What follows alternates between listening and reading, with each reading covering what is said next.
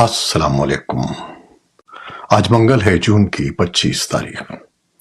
پاکستان میں شام کے 7، بھارت میں 7:30 اور یہاں ہمارے اسٹوڈیوز کی گھڑیوں میں صبح کے 10 بج رہے ہیں۔ وائس آف امریکہ واشنگٹن کی اردو سروس سے میں ہوں خالد حمید، خبروں کے ایک بلیٹن کے ساتھ۔ پاکستان کے وزیر اعظم نے اپوزیشن کی تنقید کے بعد آپریشن عزم استحکام پر وضاحت جاری کرتے ہوئے کہا ہے کہ اس آپریشن کو غلط سمجھا جا رہا ہے اور اس کا موازنہ آپریشن ضرب عزم یا آپریشن راہ نجات جیسے مسلح آپریشن سے کیا جا رہا ہے۔ وزیر اعظم کی زیر صدارت ہفتے کو نیشنل ایکشن پلان کے اجلاس کے دوران انسداد دہشت گردی مہم تیز کرنے کے لیے عزم استحکام آپریشن کو ناگزیر قرار دیا گیا تھا۔ اجلاس میں چاروں صوبوں کے وزرائے اعلیٰ اور فوجی قیادت سمیت دیگر اعلیٰ حکام بھی موجود تھے۔ آپریشن عزم استحکام کے اعلان کے بعد پاکستان تحریک انصاف اور جمعیت علماء اسلام فے نے اس پر تنقید کی تھی اور کہا تھا کہ فوجی آپریشن مسئلے کا حل نہیں ہے، لہٰذا اس معاملے کو پہلے پارلیمان میں لایا جانا چاہیے۔ خیبر پختونخوا کی سیاسی اور سماجی تنظیموں اور قبائلی رہنماؤں نے کسی بھی قسم کے فوجی آپریشن پر تحفظات کا اظہار کیا تھا۔ وزیر دفاع خواجہ آصف نے کہا ہے کہ آپریشن عزم استحکام پر پی ٹی آئی سمیت دیگر سیاسی جماعتوں کی تشویش کو ضرور دور کیا جائے گا۔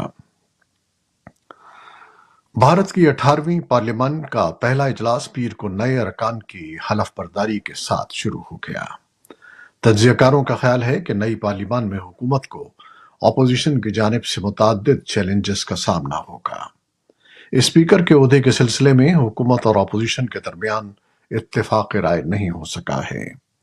وزیر اعظم نریندر مودی نے پہلے روز ایوان میں جانے سے قبل میڈیا سے خطاب کرتے ہوئے کہا تھا کہ حکومت ملک اور عوام کی خدمت کے لیے تمام لوگوں کو ساتھ لے کر چلنے کی کوشش کرے گی۔ ادھر راہل گاندھی نے کہا ہے کہ مودی حکومت کی جانب سے زیادہ حملہ آئین پر کیا گیا ہے۔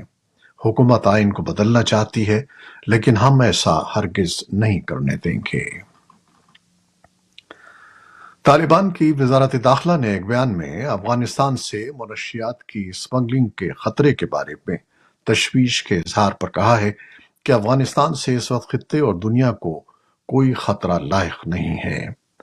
وزارت کے ترجمان عبدالمتین قانی نے اپنے ایکس پیج پر ایک بیان میں عالمی برادری پر زور دیا کہ وہ طالبان حکومت کی انسداد منشیات کی کوششوں میں مدد کریں اور طالبان حکومت کو متبادل ذریعہ معاش کے منصوبے فراہم کریں۔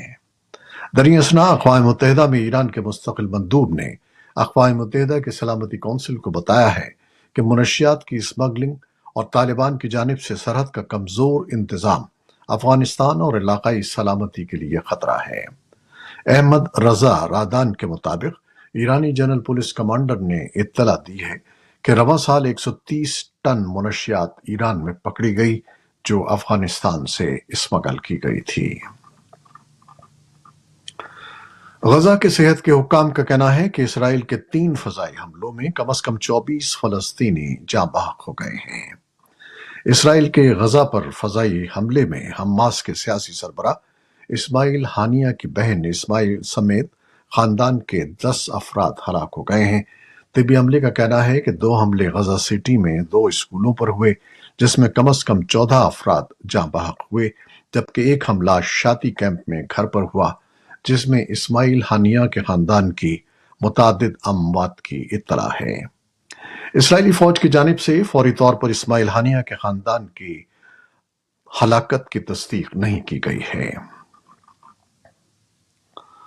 اسرائیل کی سپریم کورٹ نے منگل کو متفقہ طور پر فیصلہ سنایا کہ فوج کو ملٹری سروس کے لیے الٹرا آرتھوڈاکس مردوں کو بھرتی کرنا شروع کر دینا چاہیے۔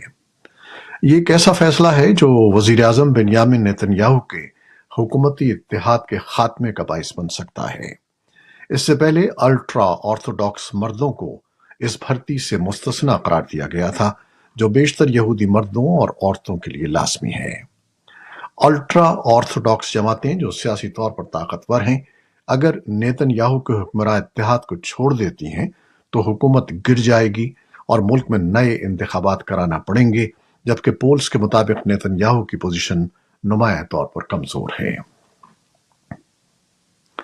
इसराइली वज़ीर दिफा योव गैलेंट वाशिंगटन में अमरीकी वज़ीर दिफा लॉयड ऑस्टिन से आज मंगल को मुलाकात करने वाले हैं।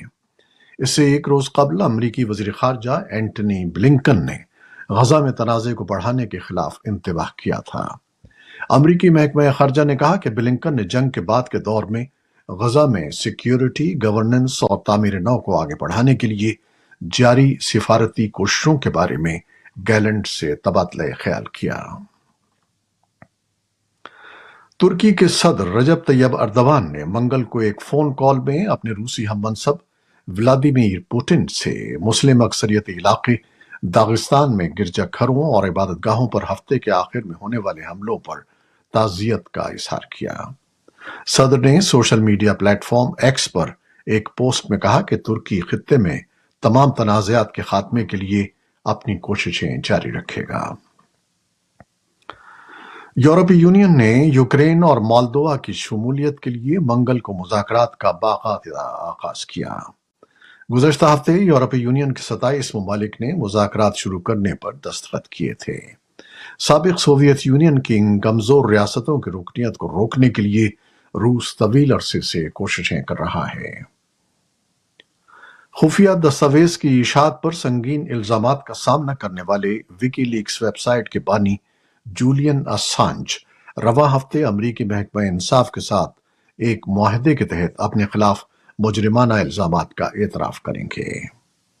मुजरिमाना इल्जामात के एतराफ के बदले असांज आजाद रह सकेंगे और उनके खिलाफ तवील अरसे से चाराजोई, कानूनी चाराजोई खत्म हो जाएगी। कीनिया की पार्लियामेंट की इमारत के एक हिस्से में मंगल को आग भड़क उठी। इससे पहले एक नए फाइनेंस बिल के खिलाफ हजारों मुजाहिरीन इमारत में दाखिल हुए और कानून साज वहां से भाग निकले। कीनिया में कई दहाइयों में हुकूमत पर सबसे ज्यादा बराह रास्त हमला है। सहाफियों ने कॉम्प्लेक्स के बाहर कम से कम 3 लाशें देखी जहां पुलिस ने फायरिंग की थी। पाकिस्तान का बेशतर हिस्सा मौसम की शदीद गर्मी की लपेट में है और सबसे ज्यादा आबादी वाले बंदरगाही शहर कराची में दर्जे हरारत मुसलसल दूसरे रोज 40 डिग्री से तजावुज कर गया है। महकमा सेहत के हुक्काम ने गर्मी की लहरों से हलाकतों में इजाफे की तस्दीक की है, लेकिन तादाद का तयन नहीं किया है। मीडिया रिपोर्ट्स में दावा किया गया है कि कराची में एक हफ्ते के दौरान कम से कम 500 अफराद हलाक हुए हैं। पाकिस्तान के सबसे बड़े खैराती इदारे ईदी फाउंडेशन के सरबराह ने कहा है कि कराची में ईदी मुर्दाखाने में लाई जाने वाली लाशों की तादाद एक हफ्ते में दुगनी हो गई है। चीन का बगैर अमले का खलाई जहाज चांद की दूर वाली सम से लिए गए मिट्टी और चट्टान के नमूने लेकर मंगल को जमीन पर वापस आ गया। चांग E6 प्रोब पीर की सपहर शिमाली चीन मंगोलिया के इलाके में उतरा और इसके साथ ही एक तारीखी मिशन का इख्तिताम हुआ जो मई के अवाइल में शुरू हुआ था, जब उसे जजीरे हन्नान से लॉन्च किया गया था। T20 world cup. अफगानिस्तान ने बांग्लादेश को 8 रन से शिकस्त देकर T20 वर्ल्ड कप की तारीख में पहली मर्तबा सेमीफाइनल में जगह बना ली। अफगानिस्तान की इस कामयाबी के बाद ऑस्ट्रेलिया इवेंट से बाहर हो गया है। अफगानिस्तान ने सेमीफाइनल के लिए क्वालिफाई कर लिया है, जहां उसका मुकाबला जनूबी अफ्रीका से होगा। ग्रुप 1 से भारतीय टीम पहले ही सेमीफाइनल के लिए क्वालिफाई कर चुकी है, जिसका अगले मरहले में इंग्लैंड से मुकाबला है। T20 वर्ल्ड कप से मुताल्लिक खबरों और अमेरिका में क्रिकेट के जोश के बारे में एक्सक्लूसिव स्टोरीज के लिए फॉलो करें VOA उर्दू का इंस्टाग्राम पेज @VOA उर्दू पर। TV20 का जुनून वॉइस ऑफ अमेरिका उर्दू के टीवी शो, सोशल मीडिया और वेबसाइट पर। ये थी वो खबरें जो फेसबुक लाइव पर हमने आपके लिए पेश की। हमारी वेबसाइट, यूट्यूब और पॉडकास्ट पर ये बुलेटिन आपके लिए पोस्ट कर दिया जाता है। आप हमारे बुलेटिन को शेयर करते हैं और अपने कमेंट्स में अपनी मोहब्बतों का इजहार करते हैं, जिसके लिए हम आपके बेहद मशकूर हैं। अपनी इन मोहब्बतों को जारी रखिएगा। न्यूज प्रोड्यूसर आयजा इरफान और न्यूज एडिटर बहजत जिलानी के साथ खालिद हमीद को अब इजाजत दीजिएगा। अल्लाह हाफिज।